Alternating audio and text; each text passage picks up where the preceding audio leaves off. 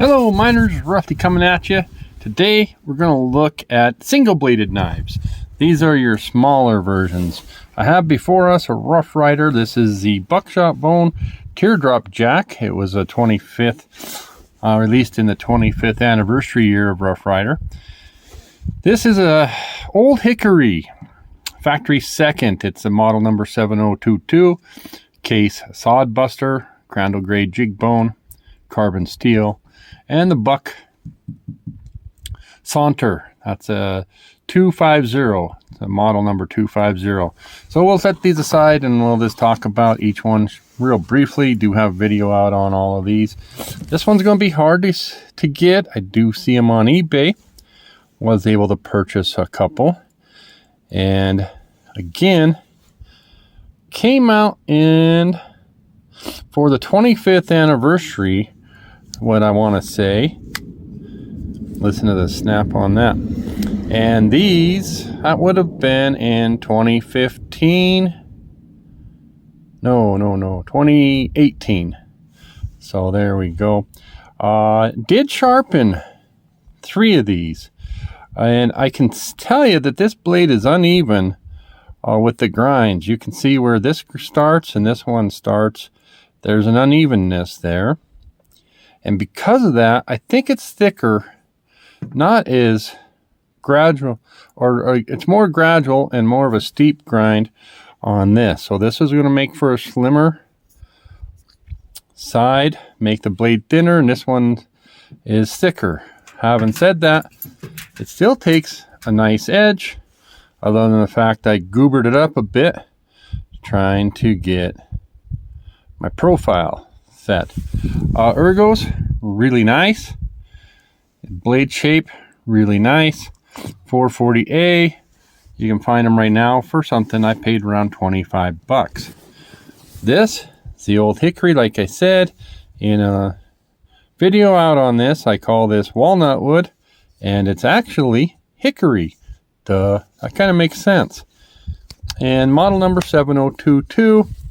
I do believe old Hickory is out of business, along with Ontario. 1075 carbon steel, very nice spear point blade. Sharpen this on a buck, just like this, because it has a slight recurve in there, and I wanted to keep it. Took a screaming edge, so I'm interested in seeing how this one works. Now, feels thicker, and you can see it is thicker. So this tang matches up nicely, and nice snap. This tang every once in a while, yeah, see how there's a small gap there? Just a little bit funky, but ooh, heck of a spring. Okay, so we got, yeah, quite a spring on this. A little bit thick and a little bit of an edge right there where this is more rounded. So all of these you can buy factory first visions, if you want to call them versions, for 40 bucks at Knife Center, $39.99. So next we have a tried and true pattern. This is the case Sod Buster. I did shop around for these, had pictures sent to me before I purchased them, because I wanted good looking sides. I did get some case gray candle bone, this pocket worn series, and one, I mean, they just had, this side was black and this side had white and gray and white, and it just I didn't think you'd have to pay darn near 70 bucks for that. So I went and found this, and there's a little drag right on this brass pin. Did sharpen this and do feel like I'm really happy to use this. I do have some carbon steels that I have used more. My case trapper, both my case trappers, a mini, and they're taking a patina. So this one I just maybe cut rope and cardboard with it. No apples and potatoes and those kinds of things. Much slimmer So when you take a peek at that Ontario, it has much more of a handful. And then here's your Rough Ryder. Now again, these are going to run about $66. Sometimes you can find some Sod Busters, even in bone, in below 50. They won't have the carbon steel. I like the carbon steel, but hey, to each his own. Finally, my buck Saunter. This is also a factory second. My opinion on why that is just this little discoloration. You can kind of see it here. But this is about a $150 knife. This has a S35 VN. And just taking a peek. Marble carbon fiber. Take a peek. The ergos are nice. It's a 3.5 finger basically. Very small blade. And the action, the spring's not that snappy actually. Both, in fact, all three have a better snap. What you would call the talk, the walk and the talk. That's okay there. However, we are miles above, I do mean miles, in metal choice. So this is something similar to 1095. I have heard from Cedric and Ada, one of his times, I think he said they HRC it at 55, 56. And it's capable of up to 60. This stuff though is the Paul Boss Heat Treat S35. And I'm here to tell you, that's going to be, this knife will need sharpening about once every 10 times. This one will need sharpening.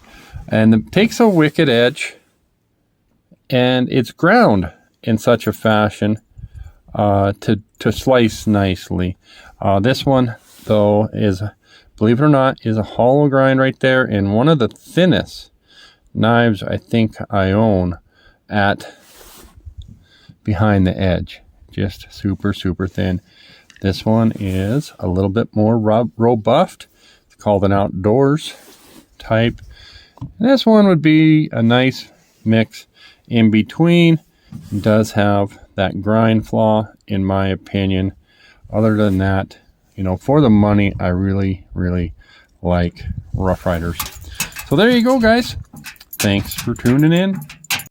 Oh, for anyone who's interested, we'll kind of run down the slips on these. The buck comes with a buck slip. It is made in China. You gotta love that for 150 bucks. And the knife fits well, but it's a bugger. You know, I'd love it just to push on this and have it fall out, and it's not doing that. But you gotta, what I do is just kind of open her up there and grab it, and it works well. If you have a lanyard, put a lanyard on there, you might be okay. With my case, I got this one off of Etsy. Paid, I think you buy two, get one free. So I paid somewhere around 40 bucks for 3 of these. About 13 bucks a piece. And you get to custom order, not necessarily custom order your size. And the lady there told me I got the wrong size. Should cover that all. But I like that I can grab it. Very nice, very soft. Leather. Ordered the black with the blue stitching. For this one, interesting story. I bought these case things. Used to be able to get for about $6. I tried to dye it gray and put it in RIT dye. And then the leather got hard. When I put this big old boy in there, it cracked that leather. But, you know, doing okay. I can at least grab it and get it in and out. And then the same thing, this is that just because this is one of those 3 I ordered from Etsy, and I didn't really have anything, although I did order a gray one, same size. I'm kind of waiting for that, and then maybe I can put that in there, and that's what it'll look like. I like the slips, like Randy's Wasteland Survival Gear, RSWG. I got 3 slips off of him, and when I press on the side, the knife drops out, and I really like that feature.